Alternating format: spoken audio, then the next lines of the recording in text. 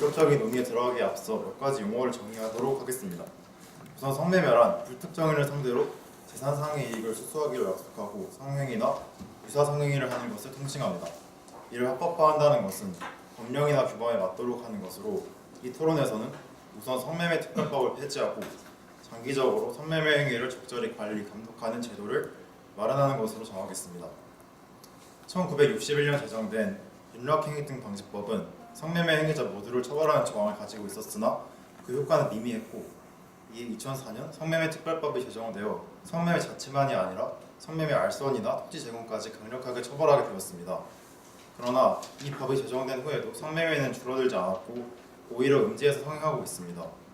한국형사정책연구원이 발표한 최근 보고서에 따르면 한국 성매매 시장 규모는 37조 원에 달하며 이는 대한민국 국방 예산과도 비슷한 수치입니다.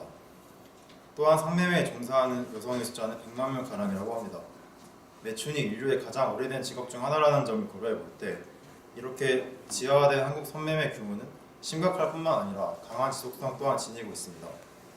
따라서 성매매가 사회적으로 실제함을 인정하고 이를 합법화하여 사회적인 양지로 끌어들여야 한다고 주장하는 바입니다.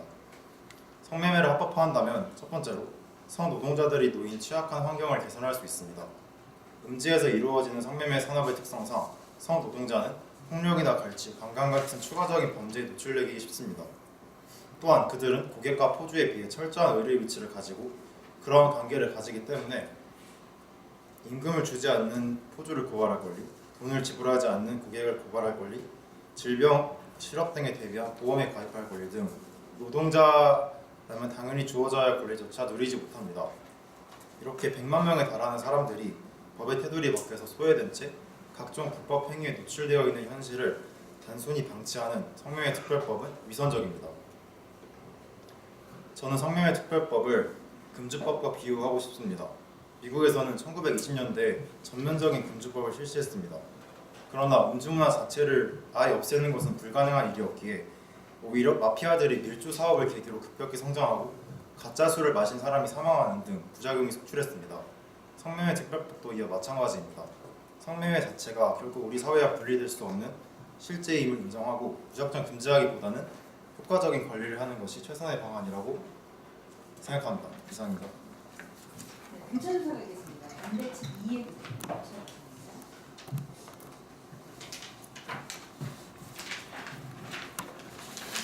네, 현재 여성가족부의 슬로건 중 하나는 성매매가 사라질 때 성평등이 시작됩니다. 성구매자는 주로 남성이기 때문에 성매매 합법화는 남성이 여성을 돈을 주고 사는 것을 합법화하는 것처럼 보입니다. 이것이 성평등에 반대된다고 생각하지 않으십니까? 일단 그 부분에 대해서는 남성이 여성을 구매하는 경우가 많긴 하지만 반대의 경우도 있고 동성 간의 경우도 존재한다는 면에서 무조건 맞는 말을 할 수 없을 것 같고요. 또 성매매뿐만 아니라 다른 돈을 지불하고 서비스나 재화를 구매하는 관계에서도 가불 관계가 성립되는데 그러한 관계에 대해서도 무조건 불평등하다라고 얘기하지 않지 않습니까? 네. 그리고 성매매 특별법으로 인해 성매매가 줄지 않았다라고 주장하셨는데요. 현재 성매매 특별법의 경우 다양한 감경 사유를 인정받아서 기소 유예가 되기 때문에 현실적으로 실형을 면합니다. 법대로 처벌을 거의 안 하니까 실효성이 없는 거 아닐까요? 그럼 이게 과연 법의 문제라고 할 수 있을까요? 감경 사유를 인정하지 않고 실제로 실형을 준다면 성매매가 줄 거라고 생각하지 않으십니까? 지금 성매매 특별법이 발효된 지가 15년가량이 되었는데 그동안 충분히 법대로 처리할 절차나 기회가 있었음에도 불구하고 그렇지 않게 된 검찰이나 경찰 내부 어떤 구조적 문제라고 생각합니다.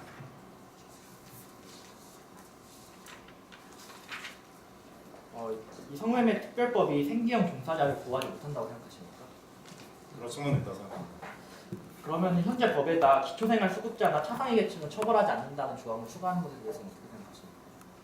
그 부분에 대해서는 현재 논의가 벗어나는 부분인 것 같습니다. 네, 여기까지.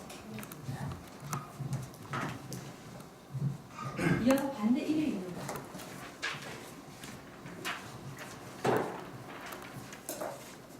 예, 반대측 첫 번째 인론을 시작하겠습니다.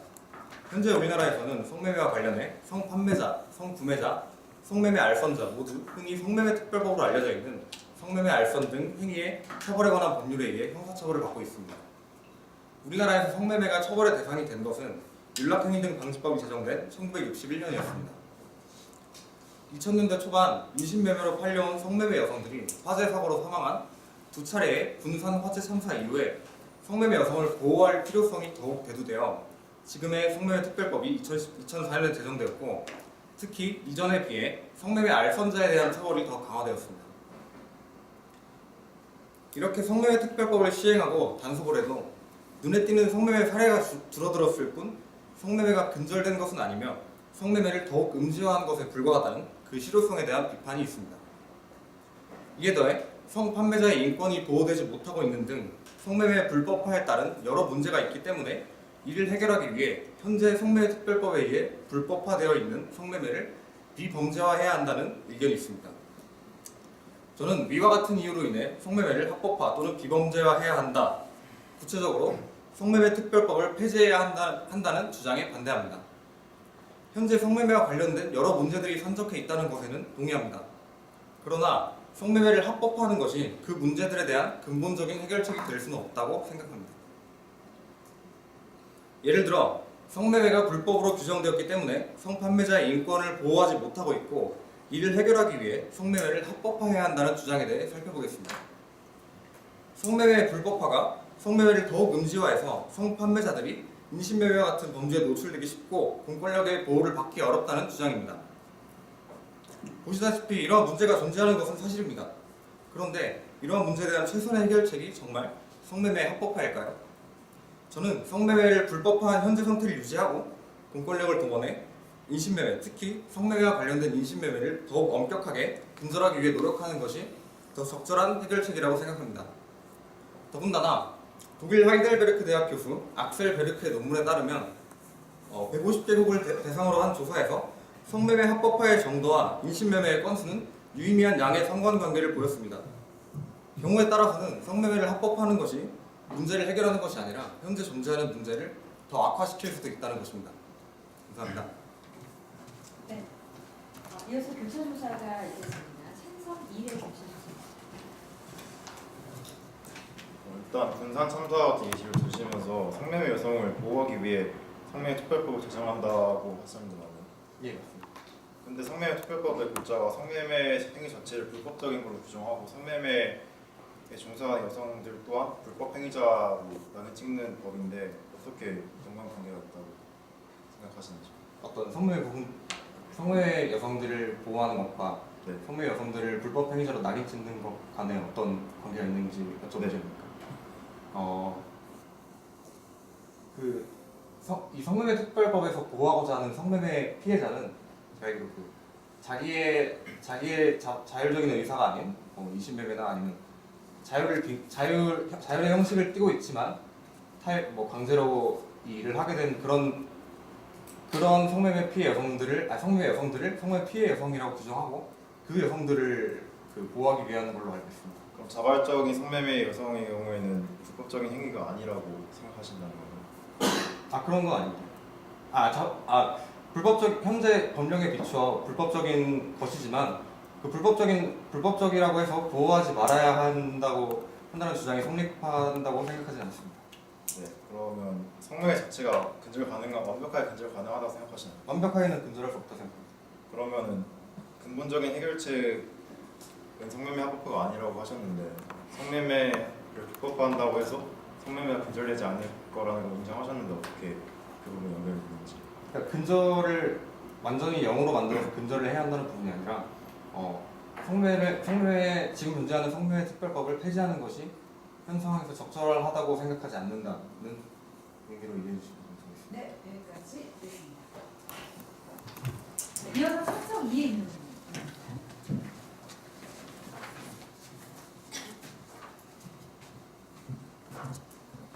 계속해서 찬성 측 입론 진행하도록 하겠습니다. 성매매 합법화에 대한 두 번째 근거는 성매매 합법화가 성판매자와 구매자를 포함한 개인 모두에게 더 나은 환경을 제공한다는 것입니다. 현재 성매매가 이루어지는 장소는 굉장히 열악합니다. 여성가족부의 2016년 성매매 실태조사에 따르면 성구매 경로는 안마 시술소가 30% 이상으로 가장 많았고 다음으로 인터넷 채팅, 그 다음에 유흥업소 순으로 나타났습니다. 성매매가 이루어지는 환경이 따로 마련되어 있지 않아 위생과 안전함이 보장되어 있지 않은 것입니다. 또한 성구매자와 판매자에 대한 면밀한 관리 체계가 존재하지 않아서 성병 등의 위험성도 분명히 존재합니다. 질병관리본부의 보고서에 따르면 매독과 요도염으로 진단 또는 치료받은 남성 환자 1,065명을 조사한 결과 응답자의 60%에 육박하는 비율이 성매매 등 비고정 성파트너와의 관계를 통해 전염됐다고 밝혔습니다. 2015년 이후에는 비공식적으로 이루어지던 성매매 종사자의 성병 검진도 중단되어 최소한의 관리조차 이루어지고 있지 않은 실정입니다. 성매매 시장을 합법화하면 무조건적인 근절이 아니라 규제와 관리, 통제가 가능합니다. 때문에 위생 문제와 질병 등 성매매를 통해 개인이 입을 수 있는 피해를 사전에 방지할 수 있습니다. 그리고 성매매 합법화는 성범죄를 줄이는 사회적 효과를 낳기도 합니다.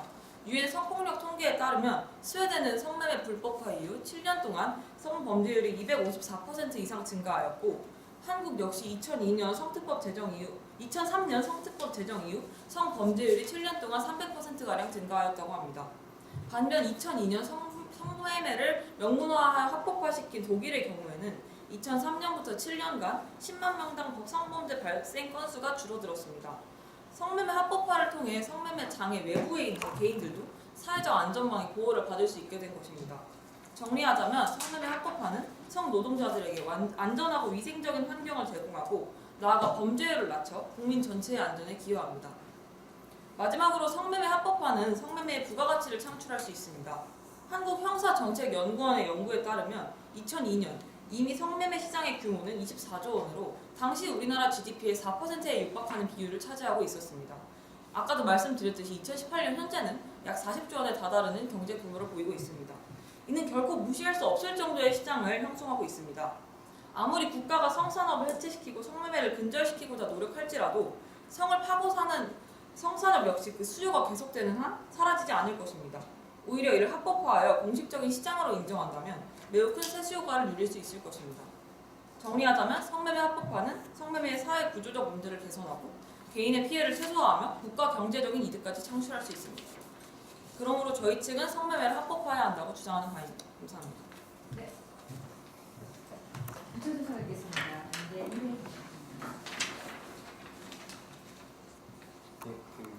그러니까 성매매를 합법화하면 성범죄 발생률을 더 줄일 수 있다고 하시면서 유엔 성폭력 통계를 인용하셨는데 네. 그 스웨덴과 우리나라의 사례 각각 통계가 있잖아요. 네. 그거에 대해 어떠한 통계적인 함정이 존재한다고 생각해 보신 적 있으십니까? 스웨덴은 우리나라와 다르게 성범죄를 세는 방식이 다르다고 알고 있습니다. 하지만 그런 함정을 고려한 EU 연합 측의 연구 결과를 본 바가 있는데 그럼에도 불구하고 그 함정을 고려했을 때에도 스웨덴은 EU 내부에서 굉장히 높은 성범죄율을 자랑한다고 성범죄를 보유하고 있다고 알고 있습니다. 아 그러면 방금 말씀하신 거는 그 EU의 다른 국가들 성매매 합법화된 다른 국가들과 스웨덴을 비교해서 스웨덴이 더 네, 성범죄율이 높다는 게 그거를 감안해도 유의미하다는 말씀이신가요? 네, 맞아요. 그 외에 혹시 스웨덴에서 2005년에 강간범죄와 관련된 법률이 개정돼서 강간의 정의를 대폭 확대해서 폭행이나 신체적 위해만 가해도 죄가 성립되도록 하는 변경이 있었다는 사실에 대해 혹시 알고 계십니까? 아, 네, 알고 있습니다. 그러니까 다른 국가와의 비교를 차치하고 스웨덴 내에서의 성범죄 발생 통계가 2003년에서 2010년까지 증가한 것이 여기에 기인할 수도 있지 않을까요? 그렇다고 해도 저는 300% 이상, 거의 300%에 육박하는 증가율이 과연 그 법률 개정에만 의존해서 바라볼 수 있는 건지 좀 의문이 듭니다. 확실히 그리고 스웨덴뿐만 아니라 다른 국가들도 성매매 합법화와 성범죄율 증가율에 대한 유의미한 관계를 보여왔기 때문에 이도 어느 정도 유의미한 관계를 보인다고 생각을 합니다. 네, 여기까지 하겠습니다. 네, 이메일 주셨다.